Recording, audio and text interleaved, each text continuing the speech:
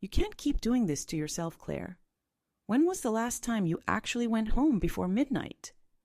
Dr. Margaret Wells asked me as I finally stripped off my scrubs after another punishing shift at Nashville General Hospital. My name is Claire Whitman, and at 41 years old, I've been a trauma nurse for nearly 2 decades. That Thursday evening, the exhaustion in my bones felt heavier than usual, but I forced a tired smile. Someone has to take the extra shifts. We're understaffed, and these patients need us. Margaret shook her head, concern etched on her face. Your dedication is admirable, but you're burning yourself out. Even superheroes need rest. I glanced at my watch, past 11 p.m., marking the end of a 16-hour shift that had begun before dawn. My feet ached, my back screamed for relief, and all I wanted was to collapse into my husband's arms. Ethan understands. He knows this job comes with sacrifices. What I didn't tell Margaret was that lately Ethan had been distant, cold even. When I tried to share stories about the most challenging cases, he'd barely look up from his phone. When I suggested date nights, he'd claim he was too tired from his work at North Rise Apparel, where he managed logistics. I chalked it up to stress.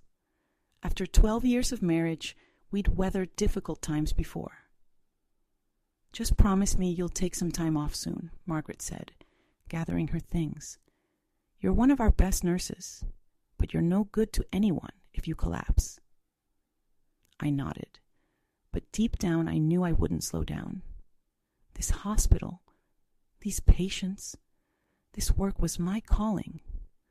I'd built my reputation on being the nurse who never said no, who stayed late, who took the toughest cases without complaint. My colleagues respected me. My supervisors trusted me. Families knew they could count on me in their darkest hours. As I walked through the parking garage, something felt off. Maybe it was intuition, or maybe just bone-deep fatigue, making shadows seem more menacing. The fluorescent lights cast eerie shapes on the concrete pillars, my footsteps echoing unnaturally loud. I shook it off and focused on getting home. The streets of Nashville were quiet, but a knot of anxiety sat in my chest. Ethan hadn't replied to my text from earlier, not unusual for busy days. But lately, his behavior gnawed at me. We'd once shared everything, but now conversations felt forced, and our comfortable silences had turned to strained distance. I pulled into the driveway and sat for a moment, bracing myself for another evening of polite but hollow exchanges. The house was dark, save for a single light upstairs in our bedroom. At least Ethan had stayed up. Growing up as the daughter of 2 factory workers in a small Tennessee town, I'd learned early that hard work was the key to building a better life. My parents, Robert and Linda Whitman, had sacrificed everything to send me to nursing school. I met Ethan 13 years ago at a fundraiser for the Children's Hospital. He was charming, ambitious, and seemed to understand my passion for nursing. He'd grown up in a modest household. His father owned a small construction business. His mother taught elementary school. We connected over shared values of hard work and family. During our early years, Ethan was my biggest supporter. He'd bring me coffee during night shifts, listen to my stories, encourage me through new certifications. He celebrated my promotions without complaint over my long hours.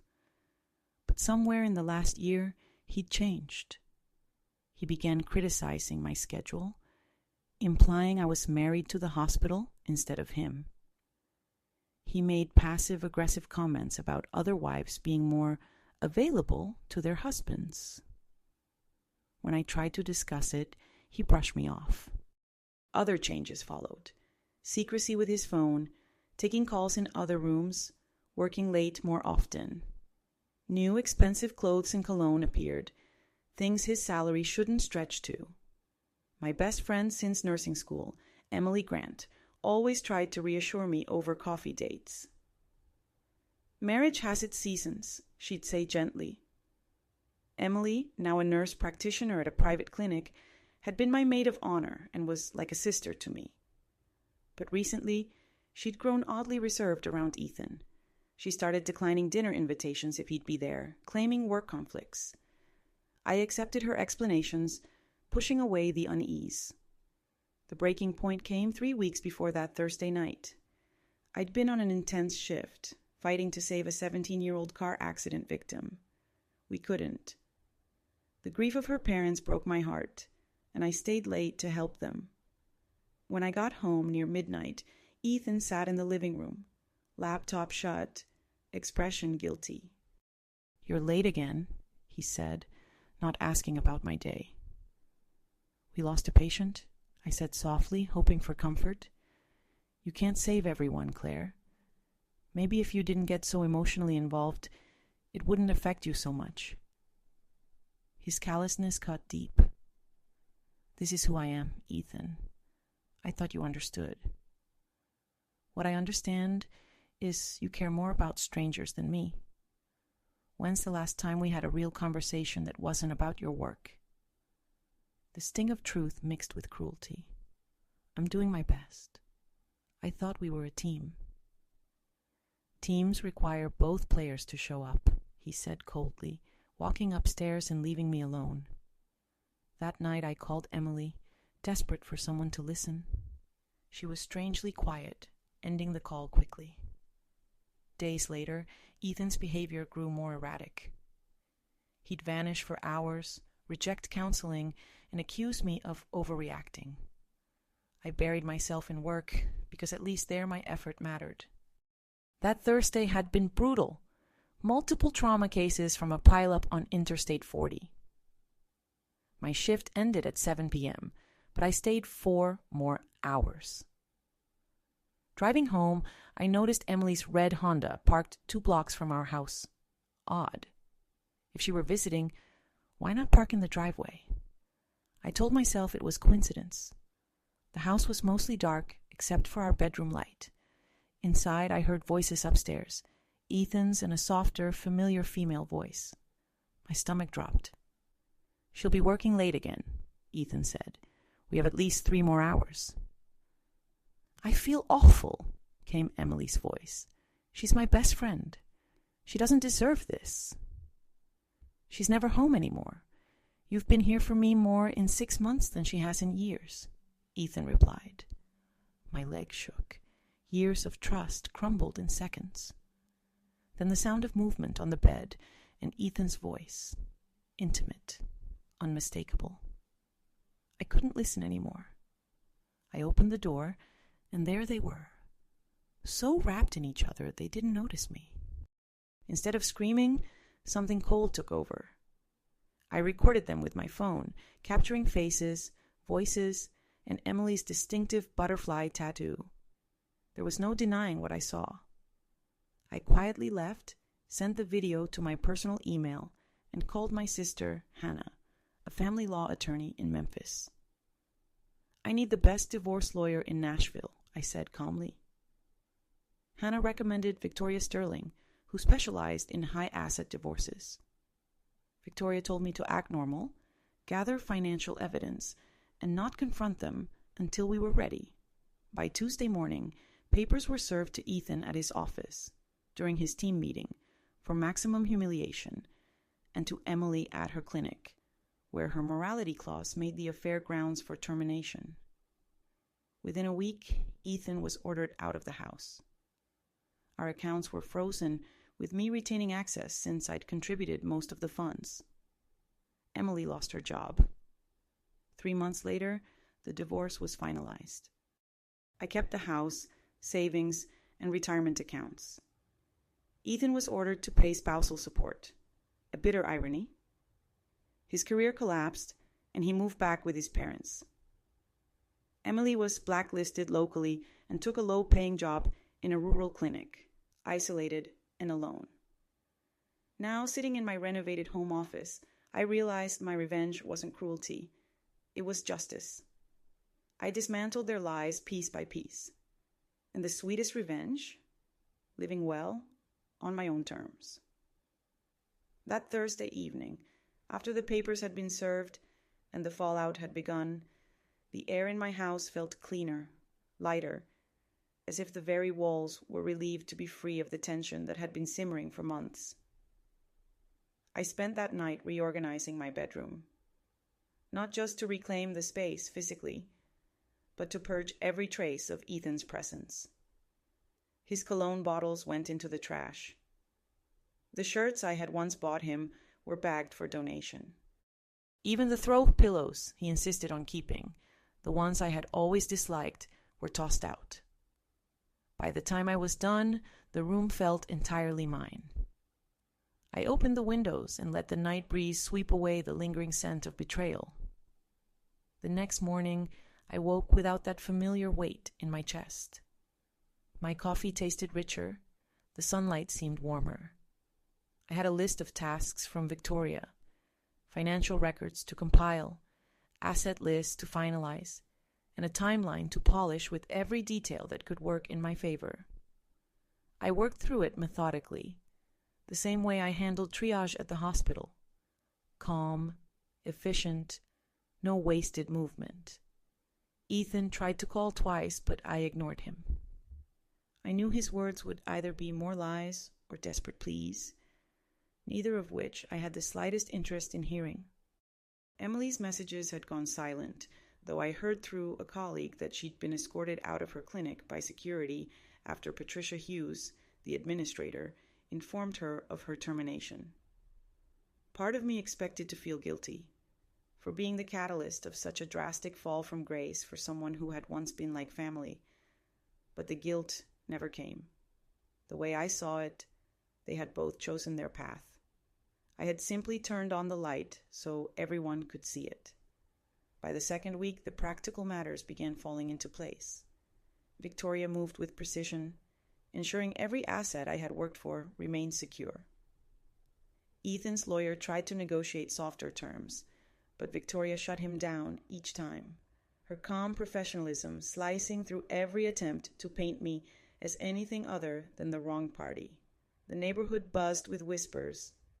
Our cul-de-sac had always been a place where gossip spread faster than wildfire, and the sight of Ethan moving out under the eyes of half the block ensured everyone knew some version of the story, though not all the gritty details. I, however, made no effort to correct or embellish anything. I didn't need to. The truth was damning enough, and the power of letting others connect the dots on their own was something I understood well. As weeks passed, Ethan's life unraveled further. Without the stability of our home or the respect of his colleagues, he seemed to shrink into himself.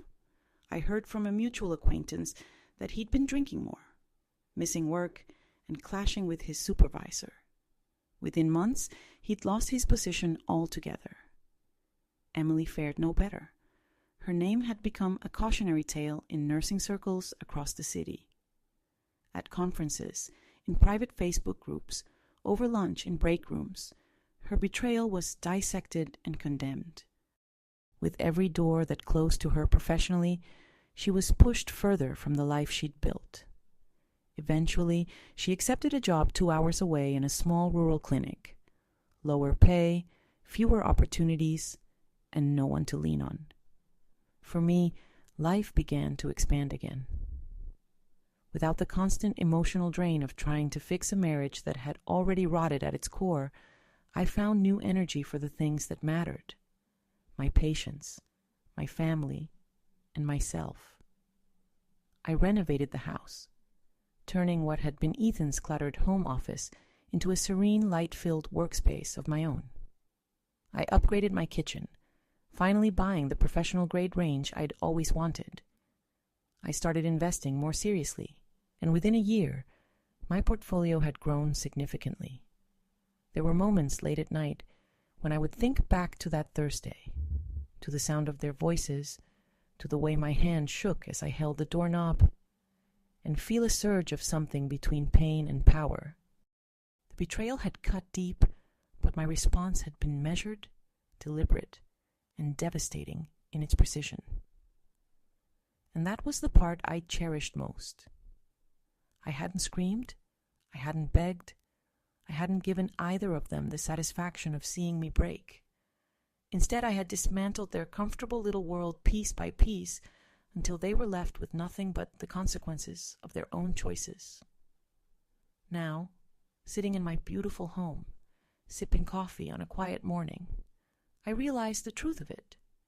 The best revenge isn't rage or even retribution. It's living a life so full, so untouched by the people who tried to diminish you, that their memory becomes nothing more than a cautionary tale. 6 months after the divorce was finalized, the echoes of that chaotic year had mostly faded from my day-to-day life. The legal paperwork was done, the accounts were firmly in my name, and the house had been transformed into exactly what I wanted it to be: warm, calm, and completely mine. But the universe has a way of testing you, just when you think the storm has passed. It was a rainy Tuesday evening when I first saw Ethan again. I'd stopped by a small grocery store on my way home from the hospital, craving something simple for dinner: roasted chicken, fresh bread, a bottle of wine. As I turned into the produce aisle, I spotted him at the far end, clutching a basket that held little more than a carton of milk and instant noodles. He looked smaller. His hair was unkempt, his clothes ill-fitting, and the confident posture he once carried like armor had vanished. For a moment, he didn't see me. But then our eyes met, and I watched his face shift: surprise, then hesitation, then something almost like shame. "Claire," he said quietly, stepping closer, "you look good." I met his gaze evenly. "I do, don't I?" He swallowed hard, as if deciding how much to say. "I just wanted to tell you, I'm sorry for everything." I gave him a polite nod. "I'm sure you are." We stood in silence for a beat, the hum of the refrigerators filling the space between us. He looked like he wanted to say more, but I had no interest in reopening that chapter. I turned my cart and walked away without another word. That night, I realized something important. There was no anger left in me for Ethan, only indifference, and that, I decided, was true freedom. Emily's attempt to re-enter my life came a month later in the form of a handwritten letter delivered to my mailbox. The envelope was thin, the handwriting unfamiliar, until I read her name at the bottom. She'd filled 3 pages with apologies, explanations, and pleas for forgiveness. She wrote about how lonely she was, how her job in the rural clinic was draining her, how she missed our friendship more than she could put into words. I read it once, folded it neatly, and placed it in the shredder without replying.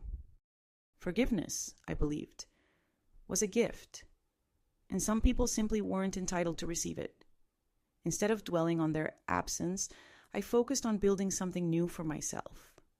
I took a long overdue trip to Italy, a dream I had postponed for years, because Ethan had never wanted to travel overseas.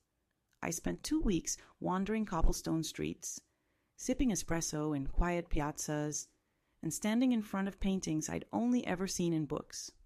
When I returned, I enrolled in a short leadership course for senior nurses, something Margaret had encouraged me to do for years. The course not only sharpened my skills, but also connected me with other professionals who valued the same things I did: integrity, compassion, and resilience. On weekends, I began volunteering at a local women's shelter, using my medical skills where they were most needed. I met women whose stories of betrayal and survival mirrored my own in ways that were both painful and empowering. We became each other's cheerleaders, celebrating small victories and reminding one another that life after devastation could be richer than before. By the 1-year mark, I barely recognized the woman who had stood outside her bedroom door, handshaking, heartbreaking. That woman had been shattered. This woman, the one sipping wine on her porch on a warm summer evening, her bank account healthy, her future wide open, was whole. Sometimes when I thought about Ethan and Emily, It was like recalling characters from an old book I'd read long ago. Their betrayals were no longer the center of my story. They were simply the prologue, the necessary storm that cleared the way for my own peace.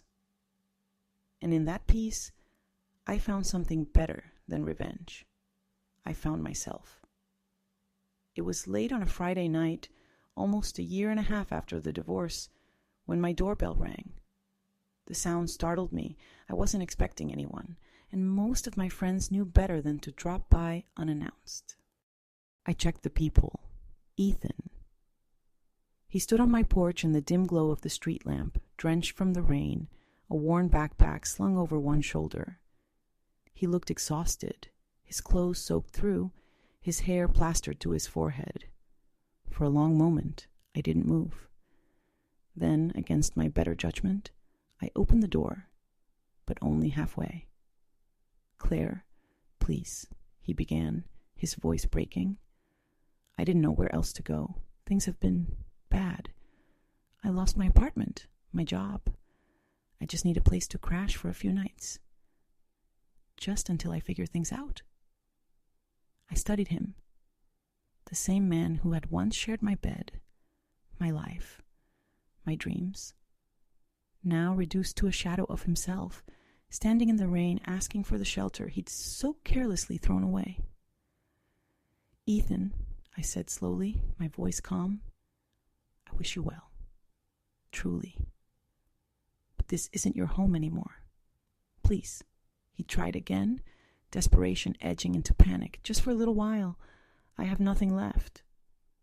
I shook my head. "That's not my problem to solve."